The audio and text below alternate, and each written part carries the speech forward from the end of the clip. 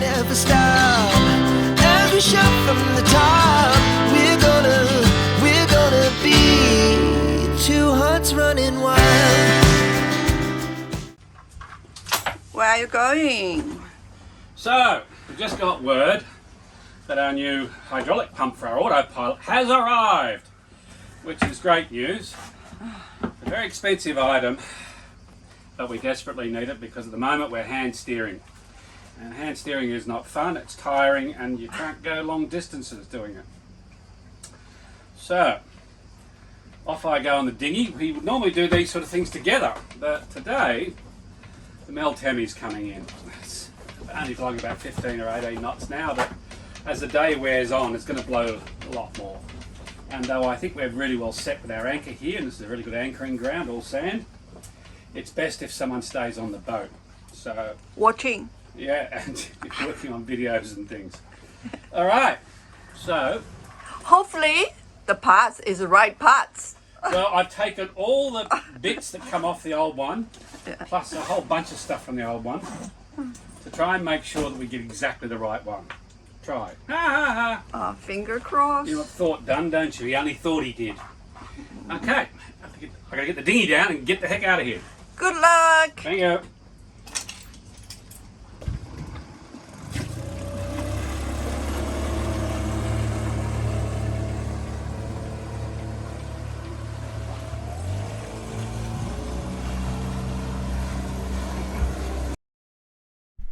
Sometimes good things happen. When I got to the dinghy landing, there was a middle-aged Greek couple just taking their daily swim. We had a quick conversation, and after learning that I was going to try to find a taxi to get to the Chandlers, which are a few kilometres up the road, the gentleman offered me a ride. Because, he said, there is absolutely no chance of a taxi from this little bay. It does make you feel humble when total strangers are nice like this. The result was I was back much quicker than Jacqueline expected. So this the old one. It's brand new. This has to be adjusted. How do we adjust that? Oh no. We are in the bay to the south of Athens.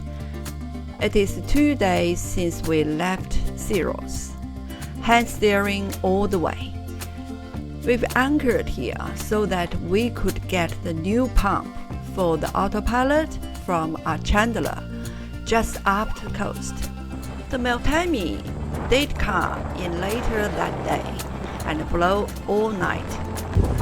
Early the next morning, we were woken by a bang at the front of the boat.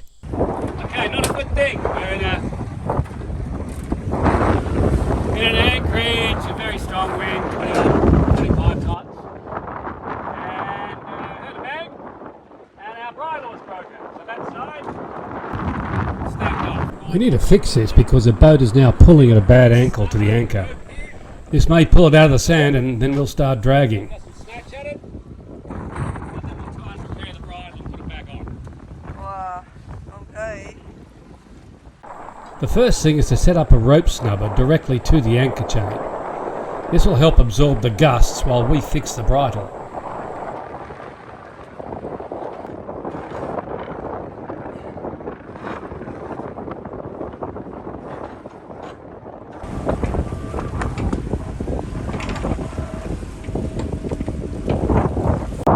Then I remove the bridle shackles from either side of the boat.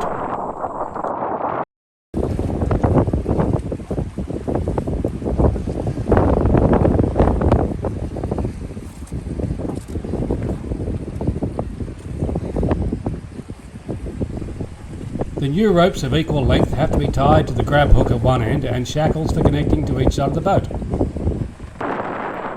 It's then just a matter of putting on the new bridle, winching a bit of chain in to release a temporary snubber, and then reattach the chain to the bridle with the grab hook.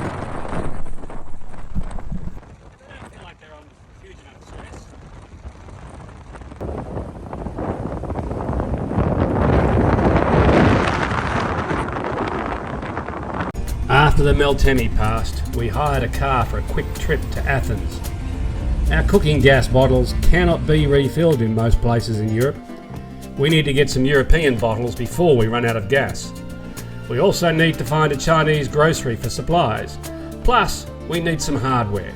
And after that, there's just enough time at the end of the day to take a tour of the magnificent Acropolis.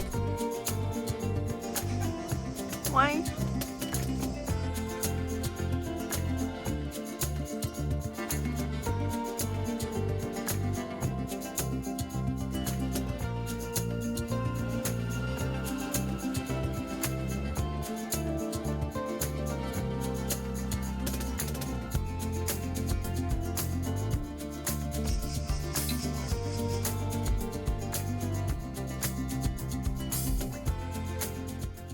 Our boat's from Australia, and in Australia this is a sort of gas bottle that you have. It's got a fitting called pole, which is Presto Light. I think it might be similar to America. It's got an internal thread, and you put the thing in and you screw a left-hand thread in. They're a bit old-fashioned these days, and actually I've just learned that in Australia now, as we speak, they're changing these over to a different fitting. Either way, no one in Europe has that fitting to refill this bottle. So these are effectively useless to us now, and even when we go back to Australia they're going to be useless again. Anyway, there they are. We'll keep hold of them because we don't know what's going to happen in the Caribbean and the Pacific, so we'll hold on to them for now. In Europe, this is the sort of bottle they have, and it's completely different. As you can see, there's that and there, and here we've just got this lid that screws off, and it's a right-hand thread, and there's a regulator that screws right in there directly. So we bought the regulator, and now we bought a couple of bottles, and from now on this is our gas. This does come in different sizes, but the one that really fits well in our box, in our compartment, is this size, and it's a 4 kilo. These ones are 3 or 3.3 kilos, so a bit smaller. We'll use more of them. They do have exchange programs in Europe, and you can refill these in Europe. So, yay, we got gas. With the autopilot fix, we had a wonderful sail across the Saronic Gulf to the Corinth Canal. Wanna dance to the light, pull stars from the sky, just two hearts running wild. Never sleep, never stop, as we shout from the top. We're gonna be two hearts running wild.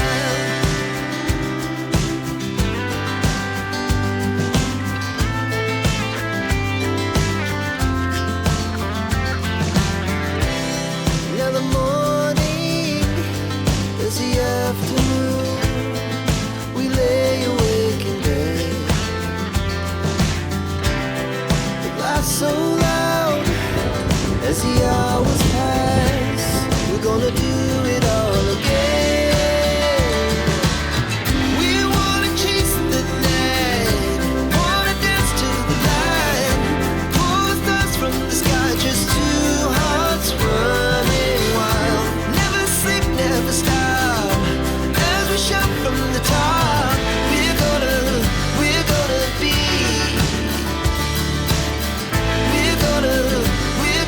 be two hearts running wild.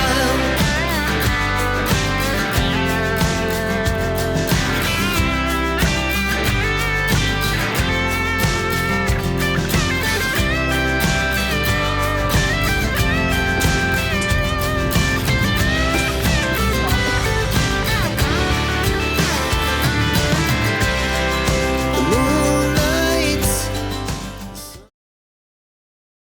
CathayOz is about to go through her second canal. The first was Suez, and that was enormous. But this one is the Corinth Canal, and it's a lot smaller in size and length. The canal drastically shortens the route from the Aegean Sea to the Ionian Sea, and more importantly, between Athens and Greece. This was important when it was proposed back in 100 AD, but they never really came to terms with how to do it. Lots of ideas for its construction were put forward over the centuries, but none were followed through. It was actually finally built in 1881, but it was already too late by then to have any meaning. It's 6.5 kilometres long, but only 26 metres wide, and could only handle ships that were 18 metres wide. So even when it was built, ships were already getting much wider than that.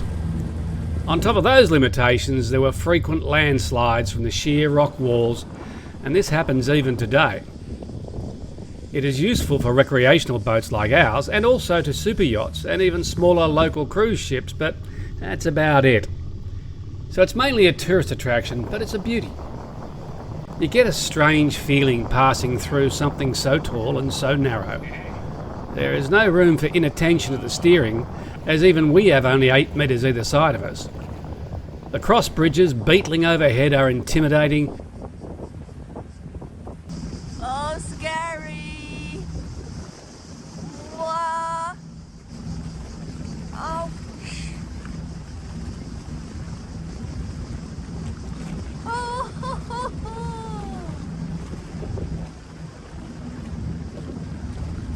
Oh, oh.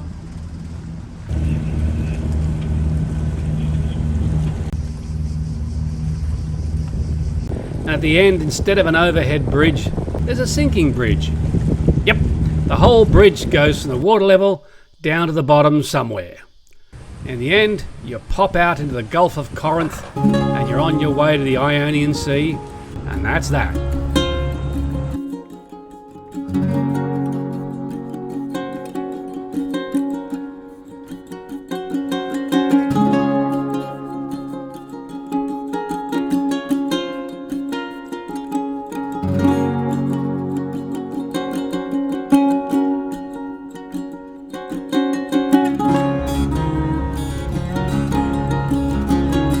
Had a long day sailing, but we want to get as far as we could down the 130-kilometer long Gulf of Corinth. Just before sunset, we dropped anchor at the cute little island of Trizonia.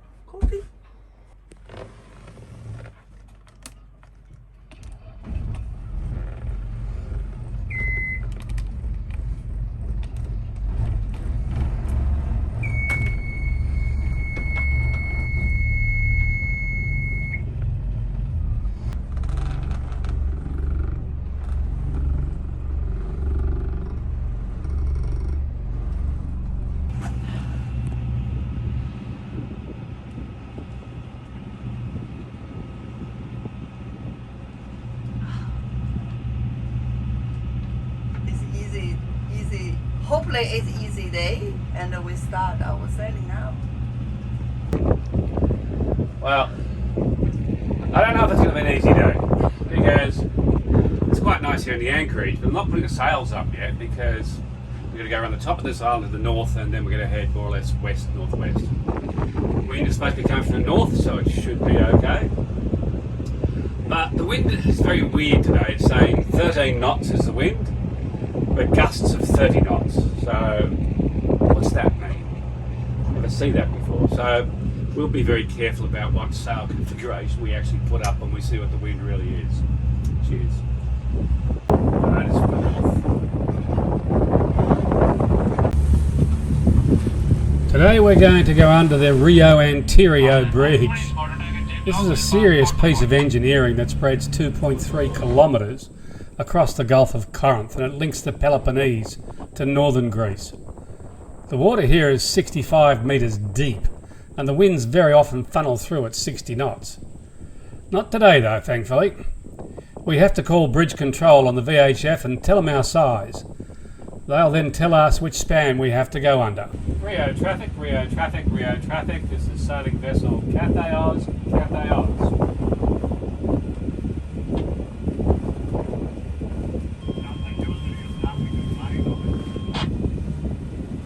Sorry, can you repeat? This is CathayOz.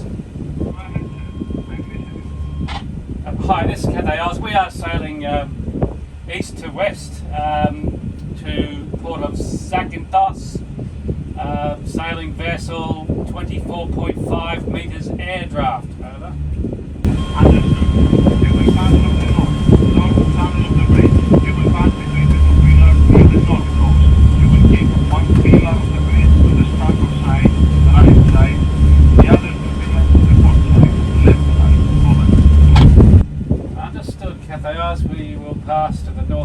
right, keeping the pillar to the right, pillar to the left. Close to the left, I guess, for 24.5 metres over.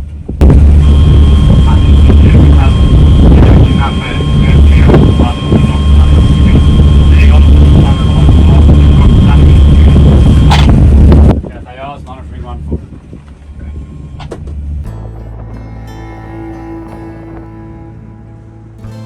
I don't like bridges. It always seems like we are going to hit them. Even when we know we have plenty of room, I get very nervous because it always looks like the mast is going to hit.